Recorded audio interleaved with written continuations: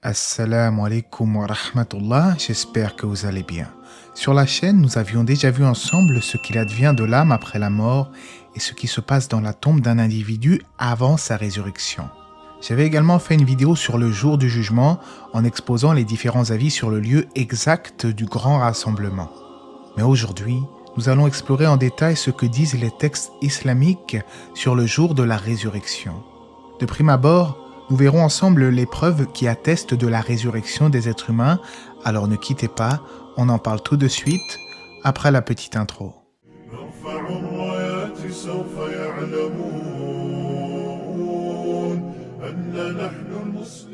Allah dit dans le Coran, dans le sens du verset, « Et on soufflera dans la trompe. Et voilà que ceux qui seront dans les cieux et ceux qui seront sur la terre seront foudroyés, sauf ceux qu'Allah voudra épargner. Puis, on y soufflera une seconde fois, et les voilà debout à regarder. C'est l'ange Israfil qui soufflera dans la trompe afin de précipiter le jour de la résurrection. Il soufflera à 2 reprises, comme l'indique le sens du verset. La première fois, il s'agira du souffle dans la trompe qui jettera les hommes dans l'effroi.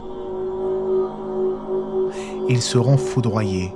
En effet, après ce souffle dans la trompe, tous les habitants des cieux et de la terre seront anéantis. La terre deviendra surface stérile et les montagnes seront détruites. Conséquemment, viendra un autre souffle dans la trompe, qui cette fois-ci annoncera la résurrection des tombes des serviteurs d'Allah. Il faut dire que la croyance en la résurrection est établie par le livre d'Allah et la sunna du prophète, alayhi salatu wassalam. Il n'y a aucun doute sur la résurrection, car celui qui nous a créés une première fois est certainement capable de nous recréer une seconde fois, quand bien même notre chair aurait été consumée. Allah dit dans le Coran, dans le sens du verset, « Ô homme, si vous doutez au sujet de la résurrection, c'est nous qui vous avons créé de terre, puis d'une goutte de sperme, puis d'une adhérence, puis d'un embryon normalement formé, aussi bien qu'informe pour vous montrer notre omnipotence, et nous déposerons dans les matrices ce que nous voulons jusqu'à un terme fixé. Puis, nous vous en sortirons à l'état de bébé, pour qu'ensuite vous atteigniez votre maturité. Il en est parmi vous qui meurent jeunes, tandis que d'autres parviennent au plus vil de l'âge, si bien qu'ils ne savent plus rien de ce qu'ils connaissaient auparavant. De même, tu vois la terre desséchée. Dès que nous y faisons descendre de l'eau, elle remue, se gonfle et fait pousser toutes sortes de splendides couples de végétaux. Dans ces versets que nous avons cités, Allah nous enjoint à ne pas douter de la résurrection en nous rappelant au passage les étapes de la création de l'être humain. Puis, il est fait mention de la terre morte qui se remet à faire pousser différents types de végétaux afin de nous rappeler que s'il peut redonner la vie à la terre desséchée, il est également capable, forcément, de redonner vie aux êtres humains après leur mort. De plus, le croyant reconnaît que Dieu a créé tout l'univers à partir du néant, et nous-mêmes avons été créés alors qu'au préalable nous étions dans un état d'inexistence. De surcroît, il est donc parfaitement capable de nous ressusciter après nous avoir donné la mort. Il est dit dans le sens du verset, « Tout comme nous avons commencé la première création, ainsi nous la répéterons, c'est une promesse qui nous incombe et nous l'accomplirons. » La croyance en la résurrection fait partie des 6 piliers de la foi du croyant, car elle est inclue dans la croyance au jour dernier. Celui qui renie la résurrection n'est donc pas musulman. C'est l'heure de la résurrection. Tous les êtres humains, du premier au dernier, depuis l'apparition de l'homme sur terre, seront ressuscités devant leur Seigneur. Le prophète, alayhi salatu wassalam, a dit, « Le jour du jugement, les gens seront ressuscités pieds nus et incirconcis. » Dans un autre hadith, Aïcha de demander, « Ô messager d'Allah, est-ce que les hommes et les femmes seront ensemble les uns regardant les autres ?» Il dit, « Ô Aïcha, la situation sera trop grave pour qu'ils pensent à se regarder. » Après être sortis de la terre, les gens seront comparables à des papillons éparpillés. En effet, ça sera un jour terrible et effrayant. Tous devront rendre des comptes devant le Créateur des cieux et de la terre. À cet effet, on verra que les gens sont ivres alors qu'ils ne le sont pas. Les mécréants, conscients d'avoir renié la vérité durant leur vie terrestre, seront prêts à tout donner pour échapper au châtiment. Il est mentionné dans le Coran, ces gens-là aiment la vie éphémère, la vie sur terre, et laissent derrière eux un jour bien lourd, le jour du jugement. Le jour de la résurrection sera d'une durée de 50 000 ans. On pourrait s'étonner d'une telle durée, mais certains hadiths expliquent que les croyants ne verront pas le temps passer de la même manière. Le jour de la résurrection durera pour les croyants comme la durée entre le Dhuhr et le Asr. Ainsi, la facilité de ce jour terrible pour les croyants a été assimilée au laps de temps entre deux prières prescrites. Mais notons que les croyants, ce sont ceux qui accomplissent justement les prières prescrites et sont assidus dans leur salat.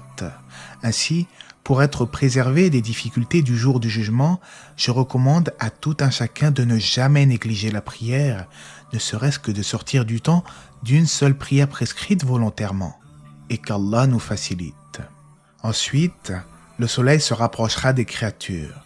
Certains pourraient se dire, nous allons tous être consumés alors. Eh bien, pas forcément, car Allah est capable de toutes choses. Ainsi, les règles de la physique que nous avons connues ici-bas seront totalement différentes ce jour-là. Et pour cause, certains hadiths expliquent que les gens exposés à la chaleur du soleil seront englobés par leur sueur, tandis que d'autres verront leur sueur monter jusqu'au niveau des chevilles, d'autres jusqu'au niveau des genoux, d'autres jusqu'à leur poitrine, et tout cela proportionnellement à leurs œuvres terrestres. Mais alors, comment être épargné de cette fournaise ? Eh bien, figurez-vous qu'il existe certaines actions ici-bas qui seront à même de nous être utiles durant ces moments de difficultés extrêmes. En effet, certains seront protégés par le soleil en étant placés sous l'ombre du trône d'Allah, comme l'indiquent des hadiths authentiques. 7 personnes seront à l'ombre d'Allah le jour où il n'y aura plus d'ombre que la sienne, le souverain équitable, le jeune qui a passé sa jeunesse dans l'adoration d'Allah, le fervent qui quitte la mosquée après avoir prié, mais dont le cœur y demeure attendant la prochaine prière. 2 hommes qui s'aiment en Allah se réunissent et se séparent uniquement pour l'amour d'Allah. L'homme qu'une femme puissante et séduisante invite à commettre l'adultère et qui, par crainte d'Allah, refuse en disant « Je crains Allah ». L'homme qui donne l'aumône en secret au point que sa main droite ignore ce que vient de dépenser sa main gauche. Et celui qui, dans sa solitude, verse des larmes en pensant à son Seigneur. Ces personnes seront donc protégées par l'ombre d'Allah au jour du jugement. Et l'ombre signifie ici l'ombre du trône, comme il a été mentionné dans d'autres versions de ce hadith. Viendra ensuite la rétribution des comptes. Allah fera connaître à ses serviteurs leurs actions et il leur rappellera ce qu'ils ont oublié. Le Coran nous dit à cet effet « Et on déposera le livre de chacun. Alors tu verras les criminels, effrayés à cause de ce qu'il y a dedans, dire « Malheur à nous, qu'a donc ce livre à nos maîtres de mentionner ni péché véniel, ni péché capital. Et ils trouveront devant eux tout ce qu'ils ont œuvré, et ton Seigneur ne fait du tort à personne. » Ibn Taymiyyah rahimahullah a dit au sujet de la rétribution des comptes « Allah le Très-Haut fera les comptes des créatures. Il fera reconnaître à son serviteur croyant ses péchés en privé, comme il est mentionné dans le livre d'Allah et la Sunna. Quant aux mécréants, leurs comptes ne comprennent pas la pesée des bonnes et mauvaises actions, car ils n'auront pas de bonnes actions, mais leurs actes seront énumérés et ils les reconnaîtront. » Et si certains rétorquent « C'est faux, il y a des mécréants qui font des bonnes actions sur terre. » On répond à cela en disant que les œuvres des incroyants ne sont que vanité, car ils ne sont pas voués à Allah seul et sans associé. En effet, la mécréance, mais aussi le polythéisme, réduit à néant les bonnes œuvres. Et le Coran confirme cela dans la sourate Ibrahim au verset 18. Les œuvres de ceux qui ont mécru en leur Seigneur sont comparables à de la cendre violemment frappée par le vent dans un jour de tempête. Ils ne tireront aucun profit de ce qu'ils ont acquis, c'est cela l'égarement profond. Il faut aussi savoir que la première chose sur laquelle le serviteur sera interrogé est la prière. Si elle est bonne, les autres actions suivront, mais si elle est mauvaise, les autres actes le seront également. Ensuite, aucune âme ne sera lésée, car la justice d'Allah est parfaite. Les œuvres des serviteurs seront donc pesées en toute équité, comme l'indique d'ailleurs le sens du verset, au jour de la résurrection. Nous placerons les balances exactes. Nulle âme ne sera lésée en rien, fût-ce du poids d'un grain de moutarde que nous ferons venir. Nous suffisons largement pour dresser les comptes. Celui donc qui aura reconnu l'unicité divine et dont la balance est lourde de bonnes actions, alors on espère pour ce dernier qu'Allah lui fasse miséricorde. Mais l'affaire est loin d'être terminée, car au jour de la résurrection sera dressé un pont au-dessus même de l'enfer, le pont Sirat. C'est alors que la première communauté à traverser le pont Sirat ne sera autre que la communauté du prophète Mohammed, alayhi salatu wassalam, et comme l'explique Ibn Taymiyyah, le pont Sirat est dressé au-dessus de l'enfer. Il s'agit d'un pont qui se trouve entre le paradis et l'enfer, et que les gens traverseront en fonction de leurs actions. La particularité de ce pont au-dessus de l'enfer est que les gens qui vont le traverser auront plus ou moins des difficultés à traverser en fonction de leurs actions passées. Certains qui auront fait des bonnes actions, par exemple, pourront traverser le pont à la vitesse de l'éclair, d'autres à la vitesse du vent, d'autres encore à la vitesse d'un cheval au galop, tandis que d'autres au pas de course. Malheureusement, d'autres traverseront le pont en rampant, et certains se feront saisir et tomberont en enfer, qu'Allah nous en préserve. En effet, il est rapporté que le pont Sirat est plus étroit qu'un cheveu, plus aiguisé qu'une épée et plus brûlant qu'un charbon ardent. Le pont Sirat est muni de crochets qui vont être à même de saisir ce qu'Allah aura décidé que les crochets saisissent. Ainsi, comme vous avez pu le comprendre, certains n'arriveront pas à traverser le pont et chuteront du Sirat en enfer. Selon Ibn Rajab, les païens ne passeront pas par le pont Sirat, ils chuteront dans le feu avant même que le pont ne soit dressé. Parmi les points importants liés à la foi au jour dernier, il y a le bassin.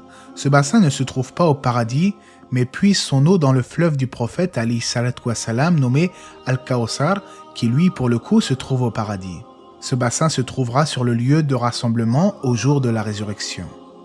On rapporte que le prophète alayhi salatu wassalam a dit au sujet du bassin « Son eau est plus blanche que la neige, plus sucrée que le miel. Ses récipients sont comme le nombre des étoiles dans le ciel. Celui qui en boit une gorgée n'aura après elle plus jamais soif. » Les croyants auront donc accès à ce bassin pour se désaltérer, mais les hérétiques en matière de religion en seront écartés. En d'autres termes, tous ceux qui commettent des actions contraires à l'islam ou ont une croyance déviante, et tout cela au nom de l'islam, seront écartés du bassin du prophète Mohammed alayhi salatu wassalam. Selon le savant Ibn Taymiyyah, encore une fois, l'intercession sera de plusieurs sortes au jour de la résurrection. Il y aura la demande des gens au prophète de précipiter le jugement. Après avoir demandé aux prophètes Adam, Noé, Abraham, Moïse, voire même Jésus, de demander à Allah de faire venir le jugement, ils s'en excuseront. Et c'est finalement le prophète Mohammed alayhi salatu wassalam qui se chargera de cela.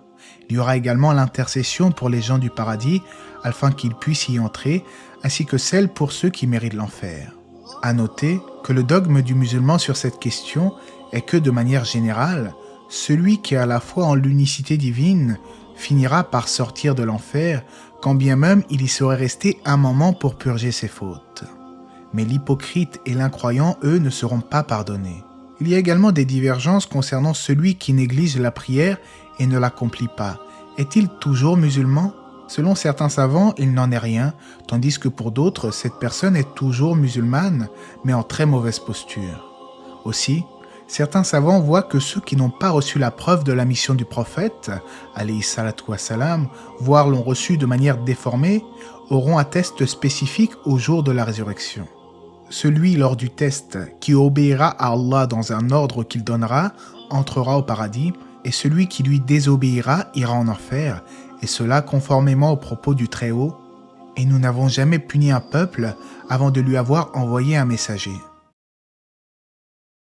Après tout cela, comme vous le savez certainement, les gens iront soit au paradis, soit en enfer, deux demeures qui perdureront éternellement.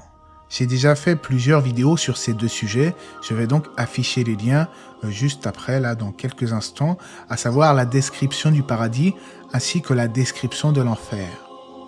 J'espère dans tous les cas que ces informations sur la résurrection en islam vous auront été bénéfiques. N'hésitez pas à vous abonner pour ne rien manquer des prochaines publications ou même partager cette vidéo à vos proches. Allah c'est mieux, que la paix et les bénédictions d'Allah soient sur le prophète, sa famille et ses compagnons.